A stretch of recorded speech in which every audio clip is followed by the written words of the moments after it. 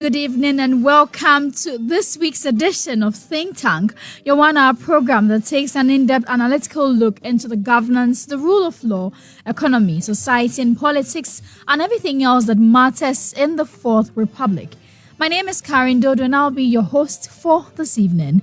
Today I have my usual guest, Franklin Kujo of Imani Center for Policy and Education, and Richard Ahiagba of the Dankwa Institute. Like I always say, my guests are both right-wing thinkers, but often have opposite approaches to tackling problems. And like the two main political parties, they both claim the social agenda, but come at it from different points of views. Gentlemen, you're welcome once again to Think Tank. It's a pleasure, madam. Thank you, Karen. Okay, so we're going to delve right straight into our topic for today, and it's going to be on how safe or the safety of our water bodies. Now, Ghana's water bodies, just like others across the world, have over the past years come across serious threats from increasing population, climate change, and human activities. Now, the United Nations has estimated that globally more than 3 billion people are at risk of the lack of data on the health of water bodies. Now in Ghana, the situation might be no different as rivers and other water bodies continue to come under attack mainly through human activities. Now one of these human activities that has come to bear is the unregulated mining activities popularly known as galamsey. Now efforts by previous and present governments to tackle the menace seems to yield little results. The previous John Dramani Mahama government in 2013 set up a task force led by the then Lands and Mines Minister Inusa Hussaini to put an end to illegal mining. In 2017, Operation Vanguard was also set up by President Akufo-Addo to combat galamsey. Now, as to whether or not one government fought it better than the other, it may not matter, as environmentalists continue to warn of the shocking effects awaiting future generations. So the question remains, what then is the fate of our water bodies as the challenge still looms? Well, to help us answer that question and more, we have a guest who is well vested in matters related to our water bodies. Now, he is Dwomoh Sarpong, and he is with Friends of Rivers and Water Bodies, an environmental NGO. Mr. Dwomoh Sarpong, I'm grateful for your time here on Think Tank. Hello, Mr. Sarpong. Hello? Okay, we seem to be having a challenge with his line, but he'll be joining us shortly via Zoom. But to begin the discussion, gentlemen, we've heard so much about how our water bodies continue to be under several threats, particularly from human activities like galamsey. And following a consultative dialogue that happened this week, it's brought the question back to fore. I want to first of all get your impression on this dialogue that was held. Let me begin with you, Franklin. Well, I think these are very important conversations to have, especially when we know that our livelihoods depend, our livelihoods really depend on these water bodies. If it is for safe drinking, it's also for growing vegetation that is useful for human consumption. And it's scary if you take an aerial view of some of these rivers that hitherto were pristine. You'll be mortified really that you are seeing what can only happen in a very disorganized, godforsaken place. Called, basically that is the way you would imagine asking yourself, do people live here? And I think the approach that was adopted for fighting the menace that led to these inglorious, dilution of our pristine waters was welcomed by everybody. I think the president put his life on the line, his presidency on the line, which spoke volumes. The disappointees failed him, and I think we know that story pretty well. And now there's an attempt to re-engage and re-energize, and I see my good friend Sami trying to, engage everybody as well again. But even though we get into the conversation, I think it's important to state that You see, until people have been severely punished for, and then those who were caught on camera, those who were complicit in whether official, dumb, or what have you, have been dealt with, there is little incentive for the act to stop. So every part of me feels strongly that we need to tackle this matter properly, and there are measures that have been proposed and others that are still being added on. And so my immediate reaction or my preliminary reaction is that we all need to be friends of all water and river bodies, right? We need to, and I think Mr. Dwomoh Sarpong, right, Yeah. has been a pioneer in that regard. Sometimes I feel he's alone in this enterprise, but he's been at it for quite a while now, and I think we need to support him just for our own sustenance, really. I mean, otherwise, what's the point? You know, um, you can be rest assured that even water that seems to be treated still has certain impurities. So, if already the water body itself is made up of all manner of things I can't describe, then obviously there are challenges, and I think it's a shame. It's a shame. We need to do more. Richard. Karen, thank you and good evening to our listeners and to my brother and to your good self. I think we are water, essentially, as human beings. We are water. We're composed almost about 60% water, if not more. I understand the brain and the heart's composed together about 80%. Even our bones are watery, about 31% or 30% or so water. So inherently, we are water. And so that our survival, as Franklin was saying, that we depend, our livelihoods depend on water. So we have to do everything to ensure that our water bodies are not affected in ways that then affect our livelihood. So what affects our water bodies or what impacts our water bodies directly impacts our survival and continuous existence. And so we need to be focused and mindful of how we protect and probably handle our water bodies. A while ago, I think I was doing something unrelated to water, but then found out in my research, that Ghana, we have our water volume is in excess of 29 billion cubic meters. Okay. You understand? So, but then it's not infinite, okay? There's a need for us to focus on how we preserve water. In other places I've seen, in this study that I was trying to review, there are places where they are harvesting water. And rain harvesting is a big deal.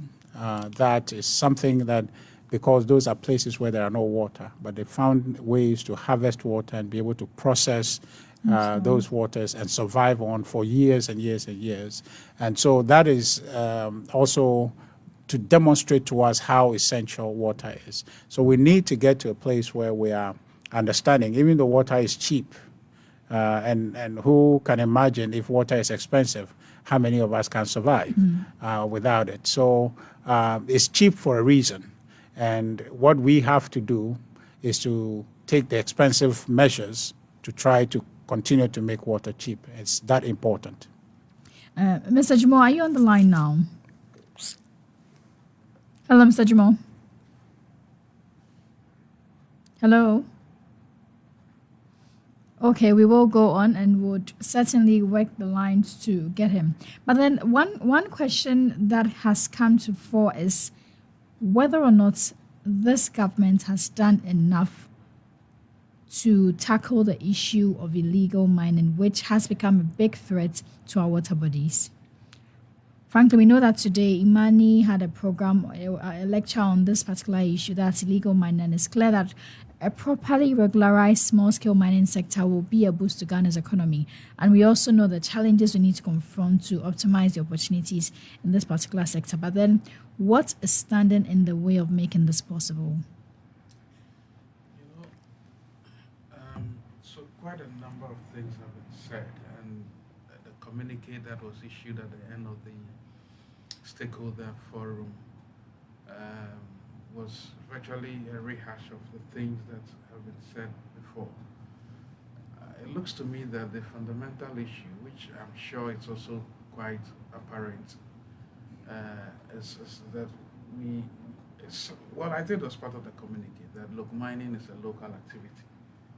We know that, and to the extent that to the extent that people are acquiring licenses, and licenses do not operate in a vacuum, but these licenses must be operationalized, or it must be in operation on the lands that hitherto um, were basically fallow. It seems to me that we haven't particularly solved the question of the ownership issue, which is the property rights issue concerning land. You know, it is true that when a mineral is found on your land, it belongs to the state.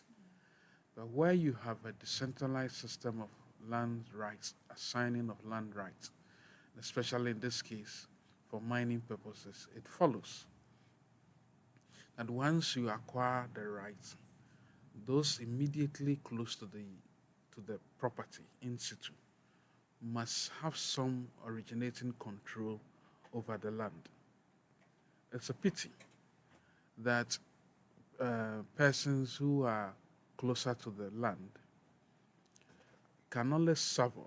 I mean, can only see that external parties are mining the the resource, and then they are left looking in, basically looking at whatever people are doing, staring in awe, and which is why it is the case that because of the lack of inclusivity in the decision-making process of assigning mining rights to people, that is the only reason why locals have decided to take part in the business.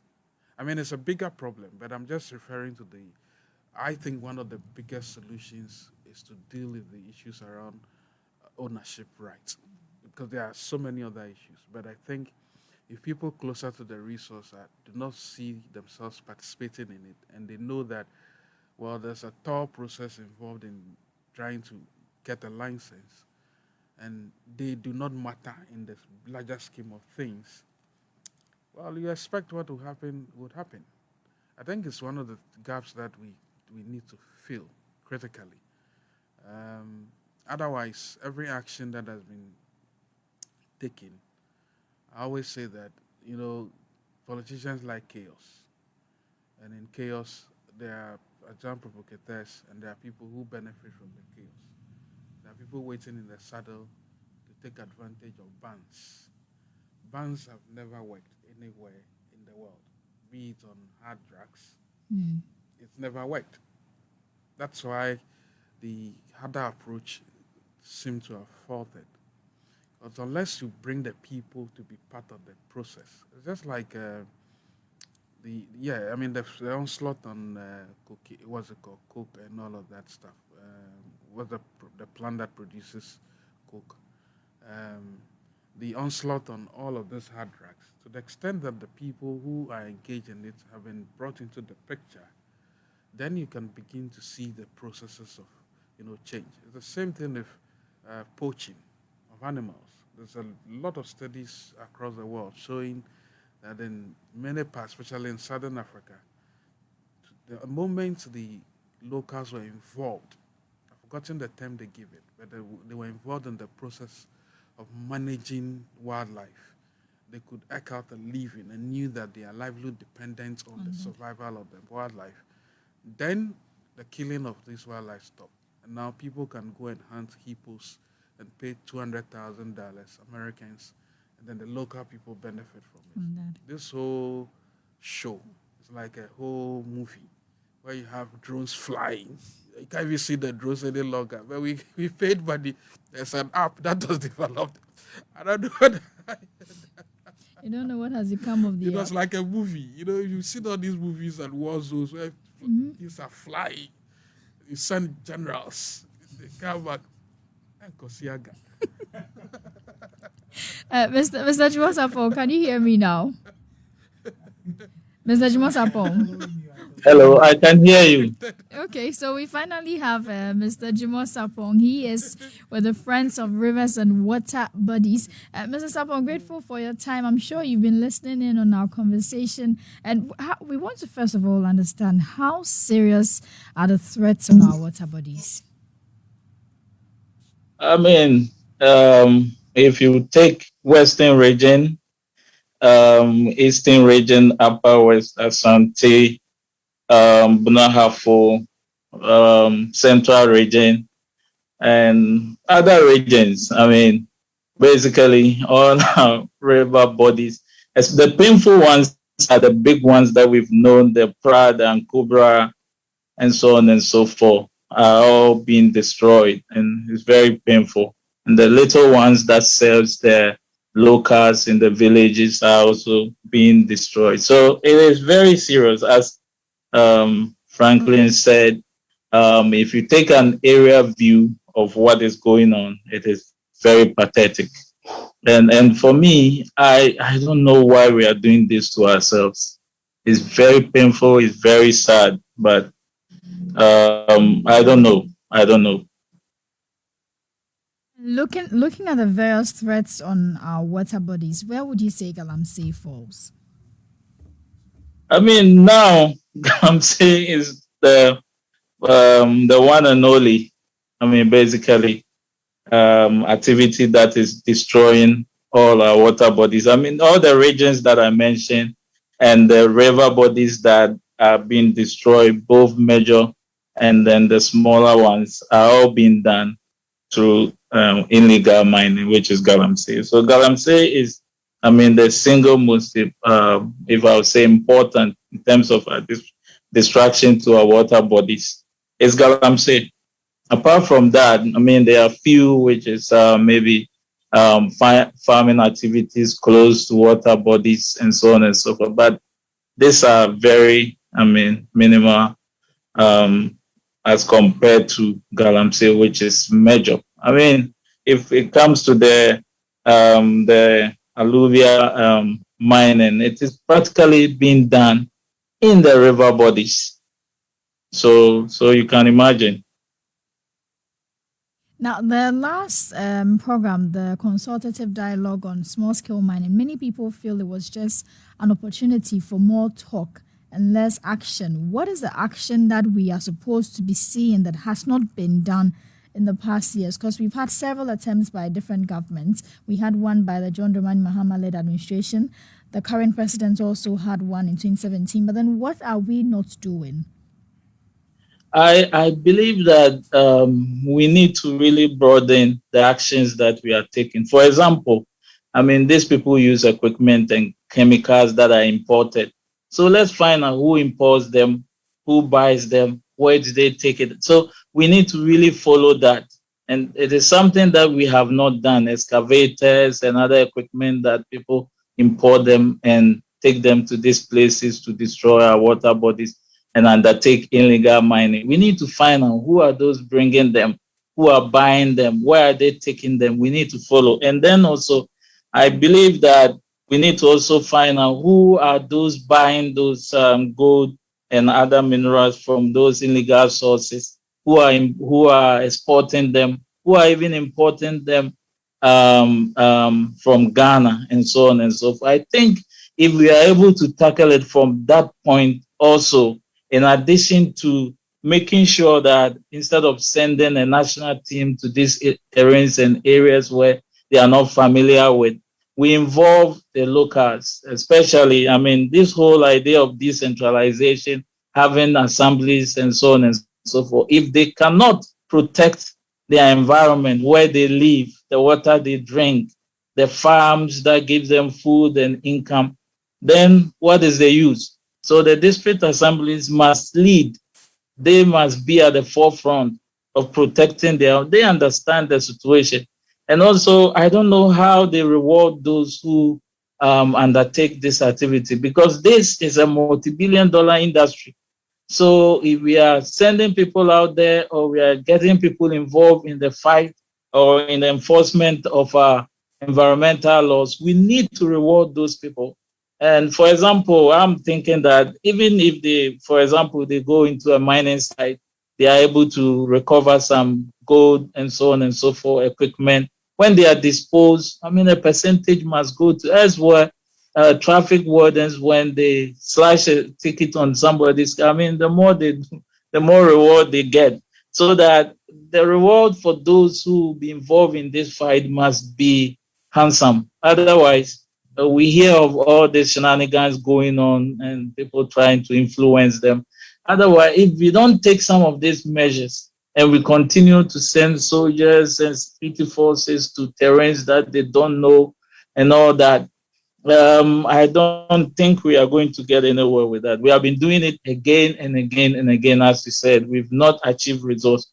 Let's look at the other side too. And as my fellow panelist said, I mean, this is a fight for all, and it is by all. But those who are leading it must really take hard decisions and be tough. Richard, let me come to you in the studio here. Looking at all that Mr. Sarpong has said, would you say this government has taken the tough decisions that are supposed to be taken to ensure we see a stop to this? Well, I think largely they, frankly, was right. The president came out and staked his presidency on this fight to combat illegal mining as a principal pollutant of our water bodies. So if you're looking for evidence, that is a present evidence that really there is demonstrable commitment, whatever the cost, the leader is willing to put it in so we can get this thing situated. That heightens for you the seriousness, and then how is it that all of us should have seen that act and then be motivated by it and then align ourselves with the fight and be able to help. You see, this thing, I agree with Mr. Sarpong largely to the extent that assemblies, district assemblies must take interest or lead this fight because really, you bring people from elsewhere to go and police space they don't know. The locals who are there sees them come to town, and they are the one giving them tip-off and say, oh, they are coming, they are going here, they are coming here. So the people in the bush or in the forest trying to degrade and pollute our waters, they are moving according to signals given them by locals who are there. So what we are missing actually is what I want to go back to. The president cautioned all of us and invited us to join with him to succeed and make Ghana a better place by being citizens, not spectators. And in a sense, to take responsibility of making our country work. And so if I am a local in my village and it's a village where they are mining, galamsey stuff is going on, I must have an interest because those who are digging the gold out of the ground and sending them wherever they are sending it are leaving my village worse off. Okay, so if I'm a citizen there, I should be interested. I should be a co-partner of those who are seeking to fight that menace so that my village is not degraded, my water is not degraded. We need that level of citizen activism or advocacy to ensure that we are fighting these things, not as president or government sitting in Accra trying to fix our problem as a Superman. This is something we all as citizens must engage in. And I hope that this thing will sink in. NCCE, I keep mentioning them all the time, are strategically positioned to help us educate the population because these things are not happening outside of us. It's happening with us in our communities. Do you think people don't know enough as to how serious the issue is? I think it's beyond that because everybody knows what Galamsey has done to us. What more should the people be told? But if we know what Galamsey has done, then there's no need for this program. In spite of that, because the people who are digging the thing are from the same place. The people who are polluting the thing, who are preventing the Galam Stop Operation Vanguard people from arresting them, are from the place. There are chiefs who are aware of this thing, who they can't say. Even if they are not aware, then maybe why are they chiefs for? Like an Odikro in a town and people are Galamseying in your background, you don't know, then really, why have your people entrusted this position to you? They are aware. And that's why it's relevant what the president says. Because why? You cannot govern this country as the president alone. In fact, which is the reason he has to appoint people to help him, right? And every one of us, must engage in the business of making this country work. So in a very small village that you are, be vigilant. Security and, in essence, in other places, is a collective exercise. So the protection of our water bodies must be a collective exercise. So Galamsey is destroying this thing. Is Galamsey happening with robots? No. It's happening with human beings. And they are conscious of what they are doing. They know what they are doing is terrible, but they are minded by the outcome they are seeking. And that outcome is gold. Can we tell them and replace that outcome? Say that when you take the gold and you want to come and enjoy, you need water. You can't drink the gold after that. You need to drink the water, which you have polluted to get gold. Now, how do you do the two safely so that you can have your gold and have water to drink once you have your gold? This is the education we must have. Go out there and get people to understand. As far as for the other activities talked about, yes, I think those have been around with us, farming activities, destroying of vegetation along water bodies. Those are minimal instances. Of course, we must not lose sight of them. But Galamsey is key. To your specific question, there is leadership on the matter. What is missing for me is the complementary citizen participation that is necessary to ensure that we achieve this objective. No government, by itself, the president can't do this, but government have responsibility through leadership to demonstrate how serious the problem is. And you have had a leader who has said that clearly from the outset and has stated his presidency on it. And even now, during the 3-day consultative meeting that was concluded, I don't know about last week, was it last week? It tells you, and if you listen to President's presentation, that tells you clearly what he feels we need to do. We need consensus on the matter. You saw in the 2020 electionary campaign, there were others in the bush, in the Galamsey forest places, telling people, oh yeah, don't worry, once we win, we're going to let you Galamsey again. And these are people seeing Galamsey people destroying water and say, you carry on, when we win, you're going to get a chance to destroy even more, right? So what if you have this split communication? It becomes politics as usual. He will say, oh, they think right, it's not bad after all. You understand? So we need to have one voice on the matter. And I have always have this pain in my heart that why is it that our politics cannot realize in this country to say that it is possible to gain positively by supporting a government, whether it's MPP or NDC, to support the government for a good cause. Then you can let Ghanaians understand that, yes, when it came to this, we supported. This is what we believe. But if we win power, we'll do even more in this direction to help. This is where they failed, but we think we can do so and so. Because it is our country we're building. If we had that opposition support, Galamsey would have been successful because all of us would have condemned it roundly.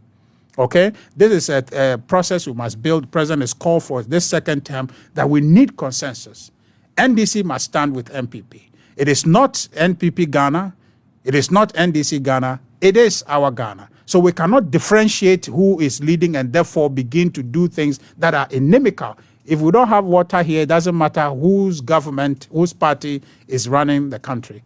It affects us all equally. So let's rally around the president. The call from 2017, let's be citizens, let's revert to that and do that. And I call on all the agencies and the ministries to now begin to think. When President called for that, it's not only that citizens must be citizens, that people who have been entrusted responsibilities must do their work with diligence and ensure that whatever small place you are, do the small act that is allocated to you right, so that the big ones can be fulfilled, so Ghana can work. We can save our water bodies, but we have to work for it together. I am more concerned about the point you made about people being citizens, talking about the education going down for people to really understand the effects of this menace. It's been there for years. Between 2013 and now, it's even gotten serious. But then what's next if people don't come to that realization? Because they also look up to this as their source of livelihood. What then happens? Does it mean that that's the end for Ghana in the fight against galamsey? No. I think what we have now, if we are to move on the tangent the president is encouraging us to go, to seek consensus, political consensus, which bridges all the divides in the country. So assuming NDC and PP standing together bridges the gap. But what really is essential for us to do is for people to understand what is it we're doing to our water bodies. That it is not a question of you mining and getting gold. That is the problem. But the problem is how you are doing it. And so the streamlining, which is come along with the community mining or small-scale mining alternative that is coming with responsibilities for reclamation and clear prohibition from mining in water bodies, we need to align with the protocols that has been advised and go through the processes for concessions. Places where you can mine are going to be designated and the responsibilities attached to that. We need to be able to get people to work. And go through those regimes and get it properly done. We need also to make sure that the regime of mining, you see, I think people get confused sometimes when you are declaring this thing about fighting galamsey. They feel that it is actually a fight against mining altogether. That is not. What we are against is doing it in ways that is inimical to the environment and to us. So I think that we must continue to educate and get people who want to go into that space, understand that there's a process. And one thing that we must emphasize, Karen, if anything is worth saying tonight, is that those who are put in charge to allocate and to advance this process, licensing or what has to be done to ensure people are doing it properly, they must do it according to the established rules. There must not be any obstacles put in place of anybody who is interested. You must make sure the process works, because when you make it cumbersome, when you make it difficult, people don't know where to go, where to get what, and it's too bizarre, yeah? People then don't know what to do, and they then break the law, because that is easy to do if they can't catch them. So we need to ensure, once we are regularizing it, make it so that it's easily accessible, the processes are clearly defined, the responsibilities are clear, and make it less cumbersome. If it is less cumbersome, people prefer to do the right thing than to go break the law. And then associated with that is the education, the awareness in our communities that what we do that affects the water body is actually poking ourselves in the eye, because we are the ones who need that water. As for the water, maybe it needs itself to survive, but we need it more to survive than anything. So we need that interaction, and that general understanding must go to the communities and hold those communities accountable. The chiefs and the traditional leaders must be involved. I think recently Ochene was talking about how is it that it sits on their land and people are mining up and down. They don't know what it is they're doing. Even though it might be streamlined from government and all that, there must be a way to build some synergy with the traditional leaders so they know. And if they know, policing it will be much easier and better. Let me come to you, Alan, because I know with your NGO, you've done several research on this particular topic. Is it a problem of the people not knowing how dire the situation is? Because Franklin seems to be making a point that it's high time we educate people on the effects of these illegal mining activities. But really, is it that the people don't know? Because we have chiefs that are said to be involved in these activities. Is it about the education? No, I mean, education is good, but the people know the motivation is money. So if you go to areas where they have gold, the people living there naturally believe that that is an opportunity for them to make it. Now, for me, for so many years, those people living in those areas have really done galamsey, which I mean, I'm told the meaning is gather and serve. And for so many years, they have not been regulated. They had their own ways, but it was not as destructive as it is. But as time went on, people came from other regions to join them. And then where we are today is because big players, both local and foreign, have joined with big machines. They are the ones destroying. I mean, about 99% of the destruction is caused by the big players with champagne, big machines, and big equipment and chemicals to pollute our water bodies. So the locals, yes, they are involved. Even in many places, they are just being employed and being given something small. And I even call them victims because at the end of the day, they get exposed to the chemicals, their water bodies are destroyed, prices of food in those areas are high, and so on and so forth. Children don't go to school, parents don't know what to do, and so on and so forth. Drug abuse, all kinds of, I mean, social vices are happening in those areas. So even those communities, they need help. They cannot help themselves. Those who go there are powerful people. They go there with money, machines, equipment. I mean, we've seen on TV people using weapons and so on and so forth. So the locals cannot stand up to these people. The locals, yes, they can tell, they can give information. But even some of them, even chiefs, sometimes they are even afraid to confront these people. So this issue is serious. That is why I'm happy that some few years back the president, I mean, stepped in with all the bullions that he could gather and then the ministerial appointment. But leadership must be across board, from the presidency to ministerial to the district to chiefs to assembly members to opinion leaders and so on and so forth, so that together we'll be able to, I mean, um, um, fight this thing. But if it is left to the locals and to fight this, they don't have what it takes to be able to fight it because the motivation and the monies involved and the people involved in these things are not at their level. So they will not be able to. But when it comes to education, they know. I mean, let me give you a typical example. This is not Galamsey, but some few years back, a young man came from the Volta region to our office to complain that somebody was building a filling station close to their only source of water. So he did everything. He was arrested in the process, being accused, and so on and so forth. So he couldn't.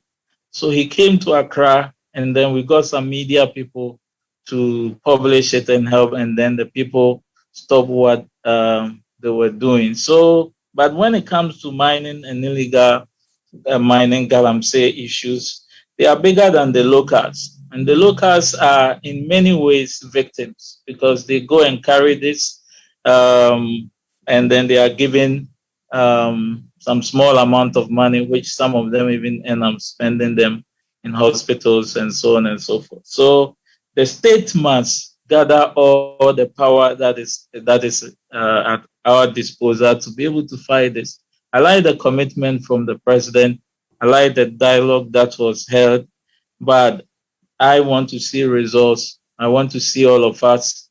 And the media started a big campaign when the president first declared a war on illegal mining. But I mean, in between, it died down and so on and so forth. But I'm happy that today, I think some of you have started. And so all of us, all hands must be on deck. But it's a national security issue. So we have to see it as such. And as I said earlier on, we need to target those people who buy them, because if somebody is doing an illegal business and illegal mining and they find it difficult to sell, it can also discourage people. And then also those who even have licenses and they are doing it illegally. We have to look at all those sides so that we'll be able to solve this problem. And as I said, we need to be very tough. The right people, the big fishes must be punished, not the small ones that are gathered at the site and then arrested. I mean, we are not going to solve it if we target those people. So we need to target the right people. And education is good, but the locals, as I said, cannot fight this.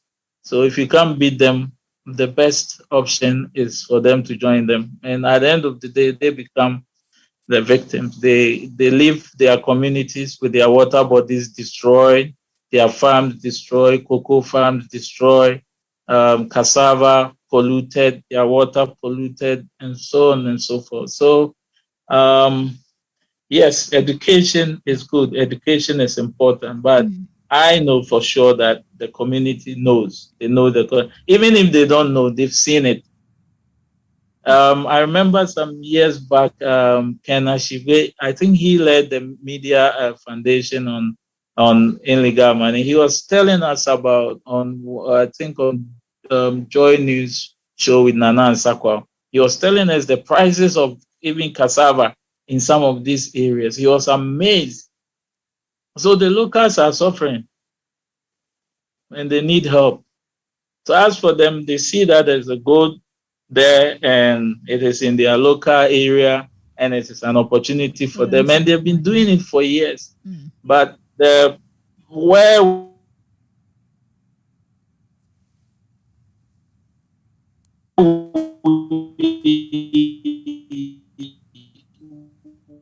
Okay, we seem to be having a little technical glitch there. We will work the lines to get Mr. Dwomoh back. But he was making a point about education not being the only problem, particularly the fact that locals and even some chiefs are aware of the implications of illegal mining. But then, Franklin, it brings us back to the points you made that these people are doing this for the money that they will get. And Richard also believes that the NCC and just people need to be citizens in general. But then, if the people are doing this for the money, what are the alternatives that we can look at to rope Look, them the in more? people at the lower end have not been party to the decision making involving millions of dollars to fight this canker. Other people in all these laboring around don't know. They were not party to the decision to procure drones. They are not party to the decision to deploy military persons. We are not party to the decision to do an interministerial committee. These were big decisions You feel taken so there were failed at the attempts? center. So Sorry? these attempts, are they failed attempts? Well, it's not a question of, I mean, I guess it's laughable to describe them as failed attempts. They are catastrophically designed to fail. The point really is that, you know, the more I look at it, look, even in the Catholic Church, when we wanted to encourage people to come to church because of the globalization and people are saying our church is boring and all Yeah. of that, we started something called enculturation, thanks to the Pope John Paul II. So in Southern America, they brought in priests who were doing funky songs and all of that to encourage people. It's called enculturation. I'll give you an example of wildlife in Western Southern Africa. The UN Secretary General, may he so rest in peace, made a statement, both statements. I think the New York Times published it. The war on drugs has failed because of the approach. It's in banning, banning, banning. You see, anytime you ban an activity, like I keep saying, the people, just look at the people who are enabled and empowered to engage in this activity. Are you saying that in terms of power distribution, and yeah, in terms of power distribution, the locals have more power than the big guys who eventually took over the Galamsey business? They are not. They didn't buy drones. The big guys were party to the decision to buy drones. So much as I accept that we must educate and everybody should be party to it, I do not have the power seeing some very organized people who are in the bush, you know, just draining the land of its valuable resource and polluting in the process. I don't have that power. I can only look and join them because all I don't get, I'm at the other end of it. I don't see the gold. I see people come, take the thing, and run If you away. can't beat And I them, can't beat them. join them. In fact, Professor Etuahini joined the call today that we held on the money, illegal mining phenomena. Gotcha. And he made a very poignant point that there's the issue of distributional justice, which we need to take care of. So we rope and collect all these persons young people who are engaging in, let them say, but what do we do to the bigger fishes? Was it Aesop who said, was it one of Aesop's fables? I think this Irish, I've forgotten my literature. Who was it that said, you hang petty thieves and appoint the great ones into office? I mean, I'm just paraphrasing that any time you see, and the history is replete with all these things, big talk, big consultative forum, 3 days. Did you see any of these young people part of the process? All the decisions were made, a communique was held. Benita Bio, is it Benito Bio? Benito. Also, I was with him on another sister network over the weekend. And he made a point that I was particularly sad. He said, oh, no, no, no, no, no, no, no. The people you see who are actually captured or, sorry, arrested during the soups are actually not the persons in charge. They are big backers. He was making a very important point. And his point, but he deflected, and I think he deviated when he said, so if you arrest those people, you've done nothing. And you can't see those people. It took me back to the principle of beneficial ownership. His point was that if you arrest those people, you've done nothing because you don't know the backers behind them. Well, there's something called tracing. Once, once you arrest those people, presumably it's supposed to stop. Yeah. So you go back and look for the people who are sponsoring them. The people sponsoring them were party to a decision to buy drones. These drones fly by night, they fly by day. They know the coordinates. They know where all these illegal galamsey. In fact, the ministerial committee, if they were presenting the real report to the president, they'll know all the coordinates everywhere you go in this land. If you stand here and use your phone to determine the coordinate of an area, you can get it. We know all the mining sites in this country thanks to the drones that were procured. Are the drones sleep? So you're telling me that we didn't do all these coordinates and we know all the places? Before sending the drones. So my point is, it must be localized. Yes, there are bad nuts who definitely use the back door, but it's a combination of several factors. But the greatest is the property rights. If you fix that issue and involve the locals, then they'll have the power to say, I saw this person coming to mine here. I know who they are. I know where they are. But they don't have the power to prosecute. So the question about persons living close to the devastated areas are aware, but they are not doing anything, so we must educate. I can understand the point about education, but these persons know, but they do not have the power. They only get the raw end of the stick when they are caught and then dealt with. So for me, look, how many excavators were not arrested and destroyed?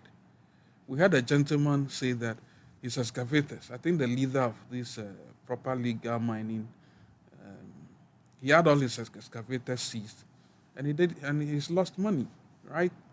So we need to understand that this whole thing, there's just too much history behind this type of things. The bootleggers, alcohol, when it was banned in the States. You lived in the States. What didn't happen? People were killed for it. But the moment it was legalized, we knew where to get Kebasho, Big Bear, and all of those drinks from Guinness and the rest. So You seem to know them, frankly. how you can regulate this thing. It's the same thing. So we can solve this problem by, I like the consultative approach, but I'm saying that the elephant in the room is the inaction of the persons who are benefiting from this enterprise. And we need to solve that matter. I mean, I think clearly, like Hernando de Soto, the Peruvian economist, said, there's wealth. Land is like capital. Whatever is found on the land can be used to maximize to the potential. So when gold is found on my land, why should I be interested in In the destroying land. the what's it called? The hen that lays the eggs. I only do that when I see that others are participating and not giving me a fair share. And at the same time, sitting in Accra and talking big. It won't end. So, and Richard, wrapping up your thoughts. Do you see our environment recovering from this illegal menace anytime soon? Currently, will. And I think there's been very good points made, except the few occasions when, I just like to spice this up because it looks as if you don't spice this up, people don't get the important. when he decided to drift, and now he call it spice up. Okay, when he decided to spice it up, but very solid points that are made. The importance of this matter cannot be overemphasized. We all know how essential it is that we get this thing right. The leadership is, for me, present. What I said earlier is missing is the participation part and the ownership part of we, the citizens, to ensure that it is our fight, not the president's fight. That, for me, is what we need to do. The president has shown us the way by saying that I am with you. I am not going to do anything to affect what we must do to save our water bodies. I am with you. Now it's for us to own it and make sure we bring it home. Yes. I really feel bad for you. The other part which we need to actually deal with is, and I think Franklin is guilty of that. I don't know about my brother. Sometime maybe I may also be guilty of it. Is the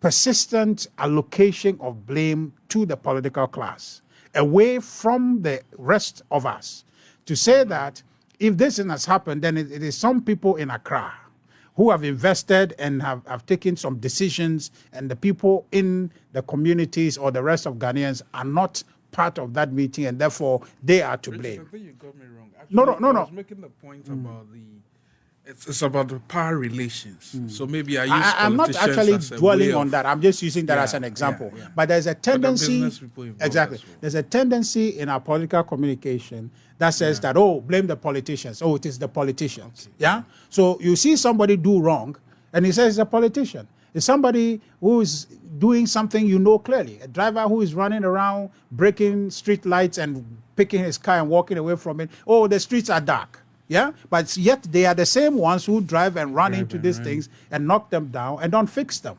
But then every 2, 3, 4 years, government will have to fix it. It's the politician. That kind of mindset enable people to, abdicate their responsibilities. As citizens, we all have responsibility to make this country work. The fact that there are political or the leadership class doesn't mean that I don't have anything to do. And that is the thrust of what the president said, that we must be citizens, not spectators. Sure. We must govern this country together with the leadership of a president. And we're fortunate, if we are fortunate ever, this is the time to have a leader who is willing to enable us to achieve that objective of collective governance. We must take the opportunity and make good of it. Mr. Dwomoh, your final words. We're wrapping up in 30 seconds. Tomorrow is World Earth Day as well. How best can we save our environment, our planet? Yes, I believe that we need to enforce all our environmental laws. We have to enforce all our environmental laws. The law does not permit anybody to do any activities some meters away from water bodies. We have to make sure that that happens. So from the district, from the local to wherever, we have to make sure that we enforce our environmental laws and punish those who break the law. And we need to be targeting the big fishes rather than just arresting the people who are rather victims. Mr. Dwomoh Sarpong, thank you very much for joining us today on Think Tank. Mr. Dwomoh Sarpong is with Friends of Rivers and Water Bodies, and he's been our guest think tank for today, as well as Franklin Kujo, and Richard Ahiagba, my usual guest, and it's been a wonderful discussion. We've been looking at how safe our water bodies can be, particularly protecting it from illegal mining. Many thanks for your time to all those who joined us on Facebook and on radio. Remember, you can send us your questions and your suggestions to this number 020000995. And if it's a topic, we'll get these two to debate them out for you. Thank you very much. My name is Karen Dodu. Up next is the news at 8. Good evening.